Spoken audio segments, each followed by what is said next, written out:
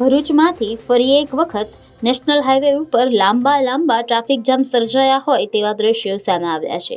આ દ્રશ્યો માંડવીથી અંકલેશ્વર સુધીના નેશનલ હાઈવે પરના છે, જે વાહનોની લાંબી કતારો જોવા મળી છે અને લોકો અહીં 3 કલાકથી પણ વધુ સમયથી અટવાયેલા છે।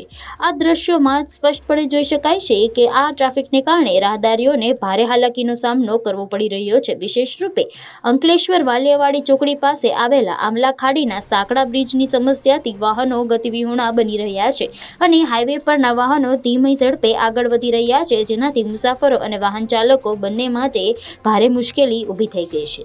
સાથે જ ટ્રાફિક નિયંત્રણ માટે સ્થાનિક પોલીસ અને હાઈવે વિભાગના કર્મચારીઓ ઘટના સ્થળે કાર્યરત તો છે, પરંતુ સાંકડા બ્રિજ અને વધતા વાહનોના કારણે હાલ સ્થિતિમાં કોઈ સુધારો નજરે નથી ચડી રહ્યો। ત્યારે રાહદારીઓને તંત્ર તરફથી વિનંતી કરવામાં આવી રહી છે કે હવામાન અને રસ્તાની પરિસ્થિતિ મુજબ સમય મર્યાદા નક્કી કરી અને આયોજિત સ્વરૂપે જ પ્રવાસ કરે, જેથી અનિચ્છનીય ટ્રાફિકને ટાળી શકાય।